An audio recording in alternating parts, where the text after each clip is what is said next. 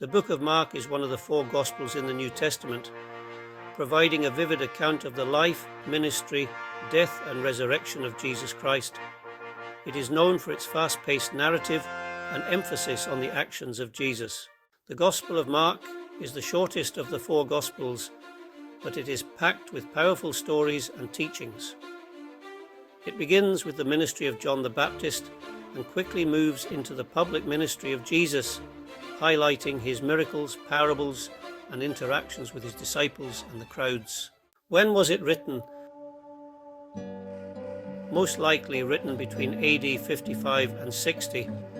The Gospel of Mark is considered by many scholars to be the earliest of the 4 Gospels.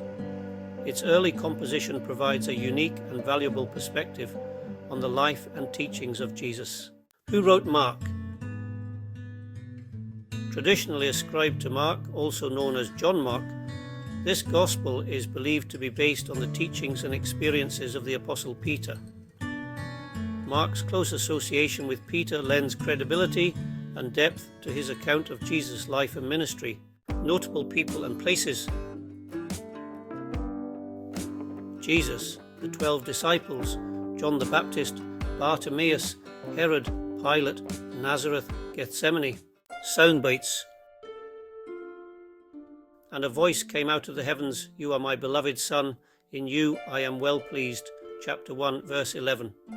Jesus said to them, "A prophet is not without honor, except in his hometown and among his own relatives and in his own household." Chapter 6, verse 4. Then Judas Iscariot, who was one of the 12, went off to the chief priests in order to betray him to them. Chapter 14, verse 10. And he said to them, "Go into all the world and preach the gospel to all creation. He who has believed and has been baptized shall be saved, but he who has disbelieved shall be condemned." Chapter 16, verses 15 to 16. The Messianic link: he is the Holy One of God in Mark chapter 1, verse 24. The suffering servant of Mark chapter 10, verse 45. The Son of God in Mark chapter 15, verse 39.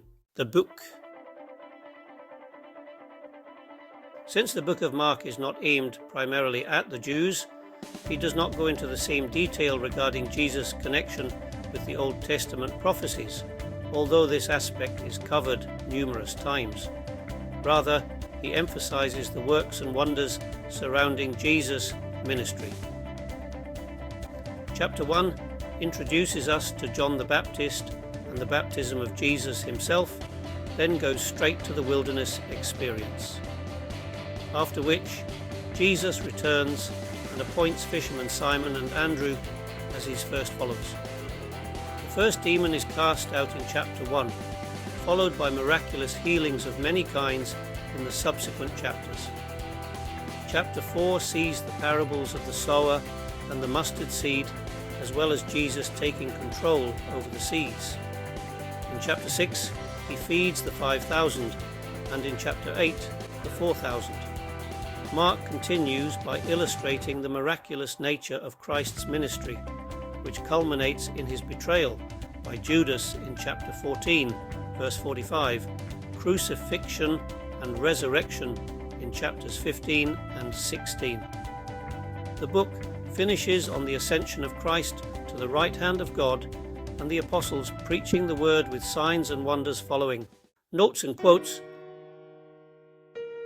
the book of Mark promotes the suffering servant aspect of Jesus' ministry, and he exhorts us to follow his example in that regard, as seen in chapter 10, verse 45. This is perhaps an aspect of Jesus' ministry that most of us are not too keen on, if truth be told. The fact is, however, that while I am not into self-immolation in any way, nor is it called for, there is an argument for suffering alongside those we are trying to help, before we can truly empathize with their situation.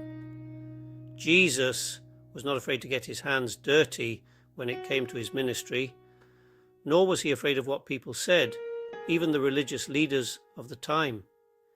He led by example and exhorts us to do the same. If we desire to be great in God's kingdom, then we must be willing to serve in this one, as mentioned in chapter 10, verse 44. Thanks for dropping by. For more short Bible summaries, please follow this channel or see our blog at thebiblebrief.com.